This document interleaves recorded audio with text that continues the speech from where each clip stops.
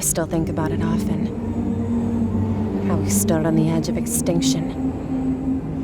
I remember a flash as if my soul was ripped from deep inside. And thanks to the efforts of the brave, the strong and cunning, we closed the door on death. And as the light shined upon the warriors of its righteous cause, gifting them with the strength to push back the darkness, I wasn't as lucky. I used to be one of them. What would you do if you only had one life left to live?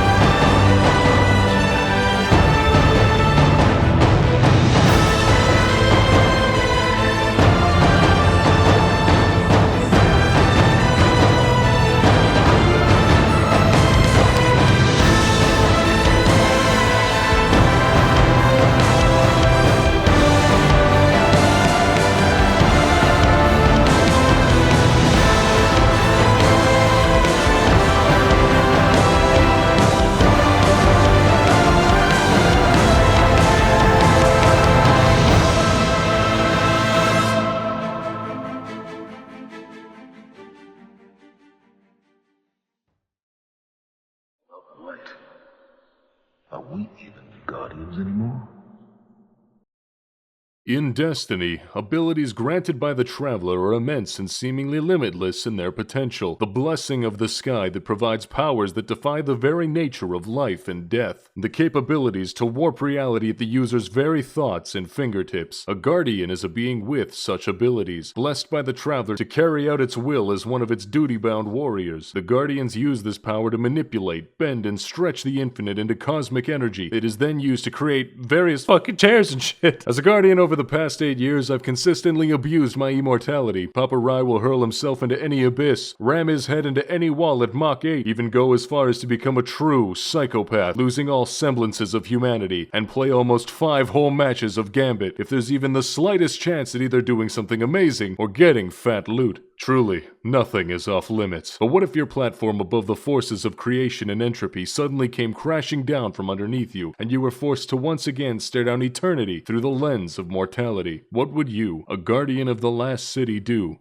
If you only had one life left to live, would you do things differently? Well, that's right, baby. Today I dare to once again clip my nipples to the bumper of a moving car and torment myself for your sick enjoyment and pose the question, can you beat Destiny 2 without the light? So the way this challenge is gonna work is I'm gonna beat Bungie at their own game and nerf myself so hard that I transcend beyond the limits of the Nova Warp nerfs, beyond the limits of the Titan Behemoth butchering, beyond the Night Stalker neutering, and even beyond the Solar Warlock winner whacking, to prove once and for all to Bungie that ain't no one kick me in the dick harder than I do myself. The Red War was a battle that had left the last city devastated and the seemingly indefeatable Guardians left broken. This epic battle of light versus those that would steal it had met its conclusion thanks to the efforts of one brave Guardian that had put their lives on the line to stop what was sure to be the final end. And thanks to their might and the will of the Traveler, the light flowed back into the empty vessels at all corners of the system. But by the cruel twisted hands of fate, as the light returned to its warriors, one Titan was left behind. This run is lightless. That means there are no abilities, no double jumps, and the most important part, no revives. Death is permanent and signals a brand new character. However, paracausal abilities brought about by weaponry or equipment are fine with me. I've allowed this rule because I only want to cry in the shower for 1 hour daily instead of 2 this week, and I'm giving myself a break in this regard. But I'm not just going through a single DLC. The previous runs have made me go clinically insane, so your boy is raw dogging the entirety of every campaign inside of Destiny, from Shadowkeep to Beyond Light and all the way to the Witch Queen. Death is final and will return me all the way to the beginning. You want a challenge that'll put some hair on your chest? Well, here's a challenge that'll put some hair on your chest. This has absolutely put an extra 3 inches where it counts. That's right, baby, I have clown feet now. But this time, I'm pulling out every stop, using tricks I learned in the no double jumping run, fighting from safe zones I found in the take no damage run, and channeling every technique that I stole from Cosmic and will not credit him to hopefully break my Destiny chakra seal in my everlasting quest to become both the best and worst at Destiny.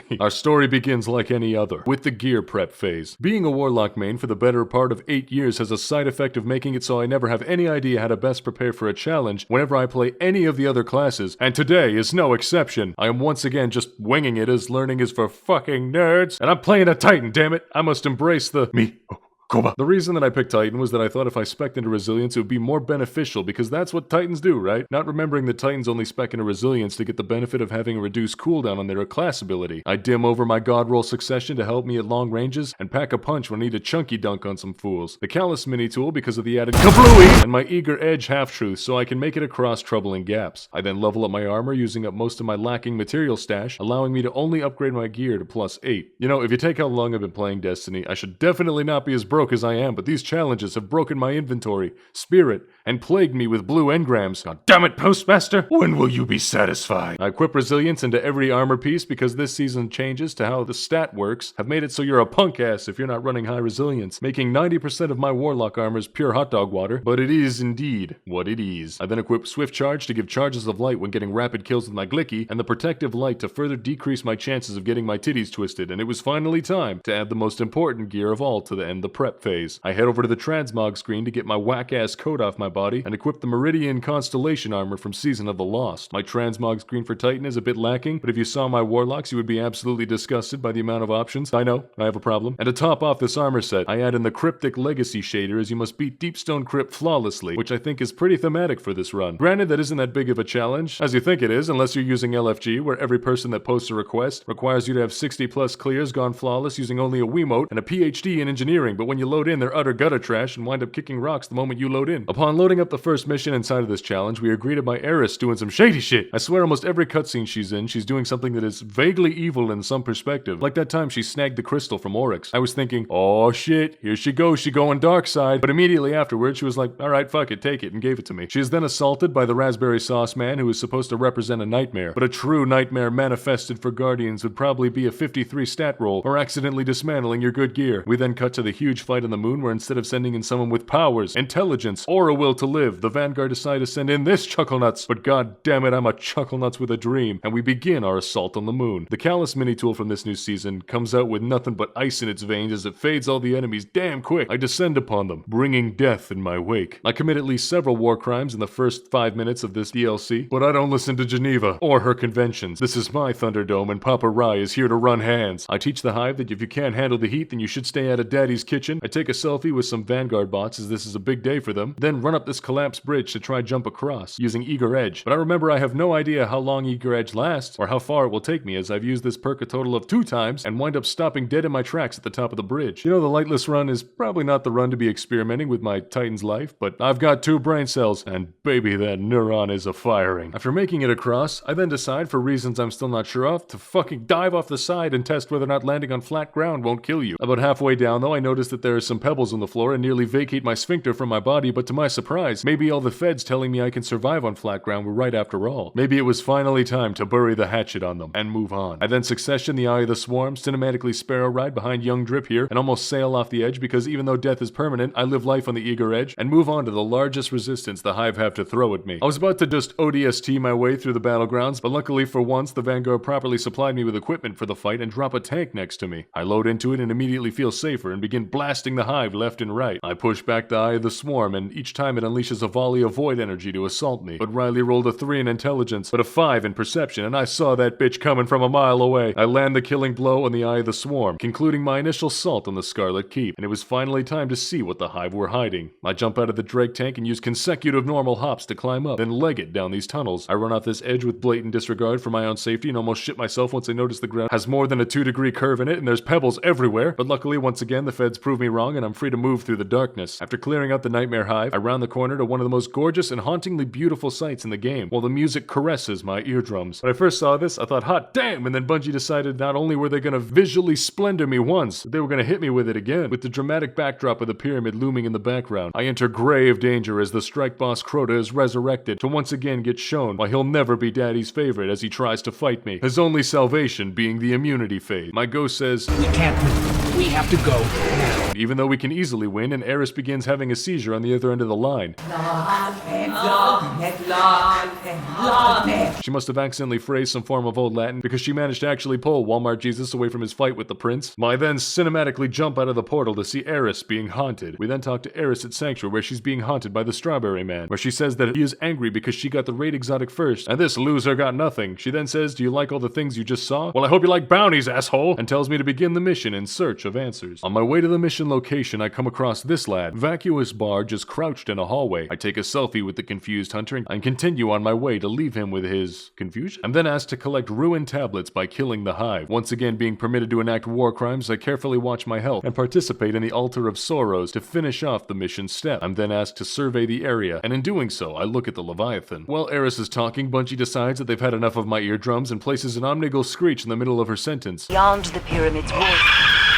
Well, I have my volume at max. Eris then recalls me to Sanctuary to give me a bounty and sends me out to do the busy work to extend the playtime. As I leave, she says, Don't die. seemingly as if to know that if I kick the bucket, there's no coming back from it. I begin my public event work and clear this fallen walker one on heroic. In open world areas, the only thing I'm worried about killing me is getting physics into a wall. All it takes is one phalanx that looks at me funny to make me one with the paint on the wall. I dance around the fallen walkers, but still stress out a little bit every time they use their stomp mechanic. Finish the encounter, manage to finish the progress bar for the essence, and return to talk to Eris once again, who tells me her soul was shattered into pieces, as if her giving me the bounty grind didn't make that perfectly clear. She gives me the Dreambane Titan mark, and it was once again time to return Omnigul to her casket. I get into a fight with an ogre and some acolytes, but it's nothing for my callous mini tool to handle. I would kill for a crafted version of this gun because its pure explosive power makes me moister than an oyster. I fight my way downstairs and take a moment to appreciate the gorgeous views you can find all over Destiny. Even in decrepit, dingy place like this, you can still find more majesty and beauty than Detroit. But enough lollygagging, it was time to finally move on. I bust out some pro-level shit, flinging myself around the room, sliding out from corners and attacking them from all angles. Some of the hive can't handle the neutron style and try to leg it away from me, but Papa Rye is bringing no mercy to the table this time. They're gonna need to hire a full-time hive custodian after the mess I made in that hallway. But after decimating the hive once again, I am pitted against Omnigul to end her screeching once and for all. Because as with all things in Destiny, what better way to kill off a manifestation of pain and suffering that shouldn't even be tangible other than bullet? I vaporize most of the acolytes inside, continuing my reign of hive decimation, and whenever Omnigul exits her immunity, I show her my succession. I stomp the hive so bad here that I let the trials of Osiris sweat inside of me out and began emoting on her corpse, showing once and again that Destiny has taken my humanity from me. But goddamn, look at these moves. Absolutely schmoovin'. I once again return to Eris to receive my next quest. She telepathically sends me a message telling me to go to a strike or something because my presence bothers her. Before I leave, I needed to mentally prepare myself. It was time to undertake the hardest challenge inside of Destiny, one that separates the boys from the men. Not a soul I've known has ever dared to complete this challenge due to the sheer difficulty and how much sanity they had lost in only attempting it, but I knew what I had to do. God damn it, it was perfect! Come on! After disappointing my entire bloodline once again, it was time to take on the Scarlet Keep. So far, things have been rather simple. Not too many jumping puzzles, and enemies get folded origami style with only a few bullets. In Beyond Light and Shadowkeep, there was only two things that were concerning me: coming across spots that required me to have a double jump, or working with fellow guardians. I can't count the amount of times Cosmic has tried to knee strike my ass into a wall. Okay.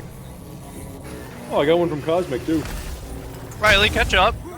Oh, Cosmic! Or my teammates have walked in front of me during a DPS phase while I've got Galahorn out, and I turn myself into a wet smear on the ground, but with no other option. I was afraid I was gonna have to trust them, but only a few moments later I am met with a jump that I cannot cross. I try to cross the side, but jump back once I start sliding down the edge. Every time I have to use my eager edge, I hold my breath, but you gotta tighten your cabals because there's no time for fear in this run. But just trust me that my soul vacated my body every jump that I had to make in this run.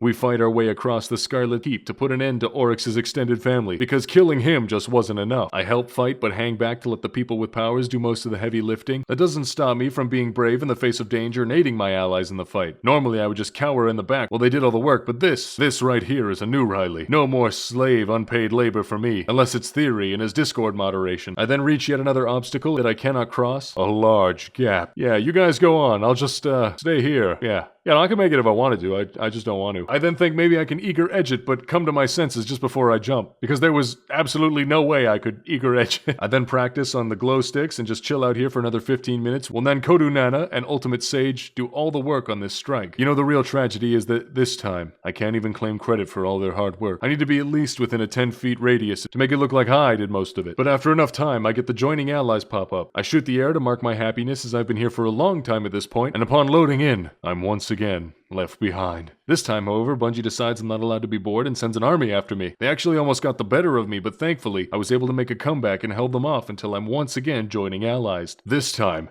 I'm in the fight and can help my team. I submit the hive to righteous, callous mini-tool fury, and now that I'm caught up with my team, they begin celebrating. The hive can't handle this much positive energy, as this teamwork makes the dream work right in front of their eyes. We fight our way up the tower, once again emoting as we enter the top, and begin laying our bullets into Oryx's cousins, sisters, uncles, brothers, daughters. I'm unsure of how many of his extended family I've killed at this point, but it's gotta be considered wrong at some point, right? But that point ain't today, I'ma keep shooting. Me and the goon squad finish off the mission, and I celebrate with them. I bury my nose into Ultimate Sage's face and begin one of the most ancient of Destiny friendship rituals, being weird as shit. But sadly, I was on a mission, and it was time to leave my new friend. My mission log tells me you have bounties to do, so I head to Eris to collect my bounties. Now, I collected this bounty to gather phantasmal fragments. I then headed off to a lost sector in order to complete it. But once I did, I opened the box and was surprised when I was given no phantasmal fragments. Thinking maybe I had collected all the fragments I could in my inventory, I decided to scrap a single one in order to make room. But then this shit happened.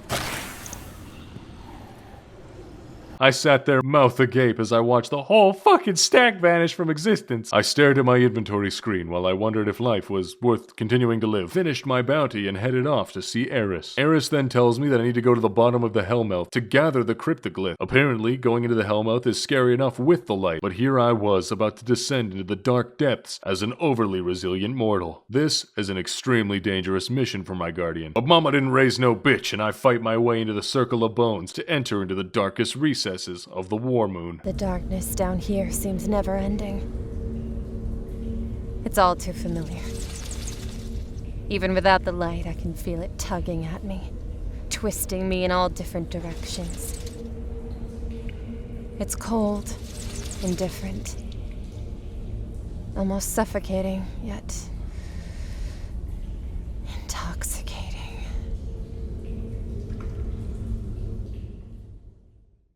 Well, that's a concerning thing for my guardian to say. I hope her faith isn't wavering now, because it's about to get a whole lot worse. I slowly descend my way into the pit where the shadows crawl, as the only light that illuminates the darkness is the one that comes from my ghost. There's an odd somberness and urgency to this descent into darkness when you only have one life left. I bust it down on the pad in order to increase morale in these trying times, use my mini-tool to stop the minor enemies, and bust out the whisper of the worm whenever something larger rolls in like a shrieker. After the combat is over, I'm once again introduced to the deathly quiet hollows of these dark halls. I crawl my way through the murky depths where I come across a feeding ground for hive worms. I make sure to go out of my way to use my mini-tool to commit yet more war crimes by splattering these defenseless children of the hive all over the fucking pavement. Future generations will thank me. I then take a moment to look at the pyramid and all the dead guardians that dot the sky. This is an amazingly haunting scene that was treated with the utmost respect for the subject matter. It's haunting, gorgeous to look at, and really gives you a sense of being a small player in this world of warring cosmic forces. I can't explain how well done this scene is. It's a shame that the rest of the DLC was a chore simulator, but this part right here is something that is so memorable and one that I will never forget. My somber silence is then broken by the onslaught of hive rushing me from the dark depths, as minor traces of light that still linger inside me gather to construct a way across the endless divide. As I make my way across the path, the spirits that linger watch wistfully and disperse from my very presence. It's haunting and mysterious, and really makes me question what the darkness's end goal was here. In my attempt to take the cryptoglyph, the Hive try to stop me, but your boy is cracked from years of pressure. I roll in like I own the place. They're slide shotgunning, switching to the mini tool and quick snipes. It's an impressive display of warmongering and tearing my way through the enemy. While the light may bring strength, it helps to have a little bit of your own on your side. I finish off the Hive, grab the cryptoglyph, and upon asking for a teleport from Eris, the threat down here suddenly becomes all the more real as the lights go out. My ghost tells me to run, and this time I'm not objecting. We are surrounded, deep inside enemy territory with only one life left to live. Hive ships close in all around, firing their turrets. Shriekers dot the halls, pelting me in the back as I make a desperate attempt to flee. My life is hanging in the balance. I just barely make it down into the tunnels with the worms that shield me from the ships and shriekers, but thralls start clawing their way out of the ground all around me. I stop briefly to dispatch the thralls chasing me. As you see, I found a bunch of hive worms. This situation may be life and death, but I must do this. Future generations will thank me. And I once again return to Leggett. All of a sudden, the big knights come out to play. The ones that physics you. The ones that hold immunity in their hearts. This dive into darkness just gets worse and worse as the cursed thralls begin clawing their way out of the dirt as well. I do my best to avoid them, carving a path with my heritage shotgun whenever I can, but they yet give chase. I hear distant screams all around me and the spawning of the hive swarm in a 360-degree angle. Looking up, I barely see the light at the end of the tunnel. Lost in this darkness, there was finally hope. As void energy and gunfire rained down upon me, I made a break for the light, and with all my bones still somewhat intact, I crawled out of the crushing depths with my life in hand. I took a moment because that shit was honestly stressful and made my way back to Eris. Upon returning to Eris, she tells me that I'm a stinky boy and that she's being haunted by 3 more meme shit posters, and that she's tried the oldest trick in the book, but the Rick rolling just wasn't working anymore. I then activate the lectern, which gives me some swanky new boots, and I'm sent off to speak with Ikora. Ikora says, "A fuck long this been here?" To which Eris says, "Too long, this shit whack." Ikora then tells me to do what Eris likes, as if I haven't already been doing that for the past 6 missions. But I shouldn't have listened to her because Eris tells me to go kill some nightmares to get yet more bounties, and she sends me after Skolas, Tanyx, and Fogoth. I blast my way through the fallen catch because everything in this DLC gets folded like a lawn chair when Papa Rai walks in with his endgame gear. Every enemy in Destiny wants to prove themselves against an endgame guardian until it's time to do endgame shit. My battle with Skolas goes extremely well as I hammer him with whisper shots whenever I get the chance and use my heritage to take down the beefier enemies inside of the room. So far, I'm acing this challenge. Not a double jump has been made, and death hasn't even begun to get its cold, icy hands on me. Even with that though, I shudder to imagine having to do this all over again, so I'm being very cautious. The next fight is against Tanyx, but Bungie decides to clown on me a little bit and place the mission start at the top of this dome, making me have to parkour my way up. I teach Tanyx yet another lesson because he's the gift that keeps on giving, and move on to deal with my final quarry, Fogoth. I shoot my way through the pits of the Hellmouth looking for my target. It goes about how you'd expect, with Papa Rai laying the boots to every enemy he comes across, until I hit the most bastardly of foes, a jump that's a wee bit too far to clear, and a wee bit too high to eager edge. I bust out Salvation's grip to try climb my way across, but the moment I start slipping, I knew immediately this plan wasn't worth it. I almost fell, and in the process, turned my white pants into brown ones. I sat down defeated and knew that I'd have to try something in order to make this work. There was no way around it. I just had to make a leap of faith. I took a running start and leaped, hoping the mantle would catch me on the ledge. Thankfully, with me covered in sweat, just fucking sodden from the stress of this maneuver, I made it across the gap. I then braced myself for the next crazy move I was about to make, and after hyping myself up, I cleared the gap. I danced to soothe my rattled nerves and continued down the tunnel. Thanks to my gun exploding enemies and my hard-hitting primary, I was stomping these enemies around. I was putting the boots to them, eh? Ah, Fogoth, my old friend. It's been years since we've last danced our dance. Fogoth was simple. Peek and shoot and kill the enemies when they come in. I put an end to my final quarry, finally stopping all 3 nightmares, and it was finally time to begin the bounty grind. I won't bore you with the bounty grind, but once I had the whole set in tow, I painted it with only the primest of Rylee Reloaded Hot Wheels blue and orange. Eris then tells me that it's time for you to go into the pyramid that just summoned all the things that proved a substantial threat to humanity's survival in the past, as though it was a good thing, but not being one to back down in the face of danger. It was finally time to finish off Shadowkeep. I once again descend towards the looming pyramid, again falling for this ledge that comes out of nowhere. Fearing for my ankles and subsequently my NBA career as I fall, I am once again surprised by the fact that my body is intact after taking fall damage. Who knew that the comments would be right? I'm sorry for calling all of you deep state agents. Now I can rest easy, knowing that it's only the bird drones that pose a threat to my privacy. Immediately afterwards, I push the limits of the fall damage thing as I fling myself off this ledge at Mach 8 and allow faith to guide my stupid feet. Thankfully, I am once again proven wrong and continue my quest towards the pyramid. I get the good suck towards the pyramid and the darkness easily overpowers my lightless ghost, using it as a mouthpiece. I stalk the halls of the pyramid until it pits me against the manifestation of Gaul, who immediately tries to physics me. Ah, Bungie, you bastards! It's odd not burst gliding away as a Dawnblade Super comes roaring towards my head, but I stare down the leader of the Red Legion just as my Warlock did all those years ago. The pyramid granting my Titan this vision of the fateful battle between Gaul and my Warlock, except this time, she was in his shoes. None of this is real. None of this is real. Why are you showing me this? You don't think I know about the war? While my friends were mercilessly gunned down in front of me? When the Legion were killing people in the streets, the light did nothing. The Red War saw so many lives lost. Saw the light taken away. In light, there is only weakness. Going to put a stop to this. This being another ill-attempted ploy to convert my guardian to the darkness. But with nothing to gain and everything to lose, my Titan continued down the halls. We are then greeted by our old buddy Fickrel, who goes down easily with nothing but a few bullets to the head. The one part of this fight that is absolutely terrifying is that the game decides to throw scream! But just like before, I managed to skirt through it without being planted like a tree, and put this manifestation of darker days to its final rest. I never knew Kid, but his death sent ripples throughout the city. I was on patrol when I heard the news. The bravery and street smarts were almost legendary. The blight of the Scorn became a pressure point that will never truly heal. But why?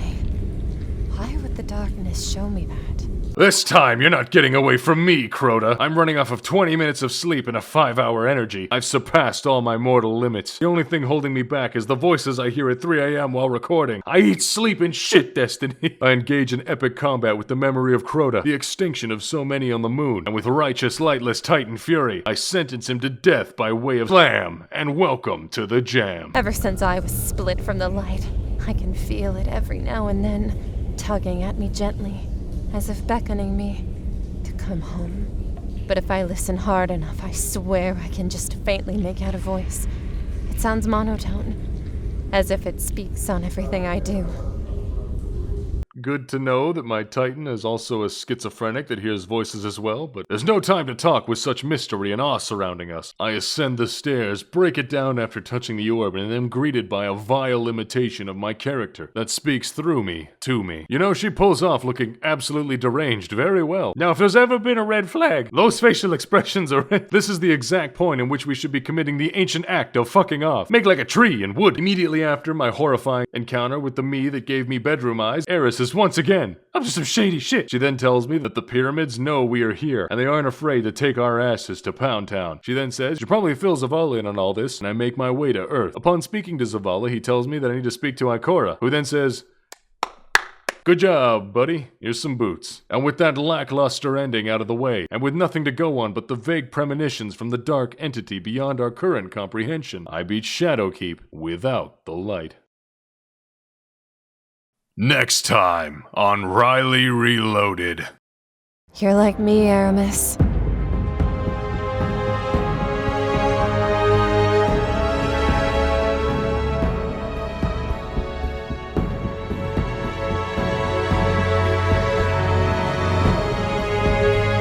Caught up in something that you don't understand.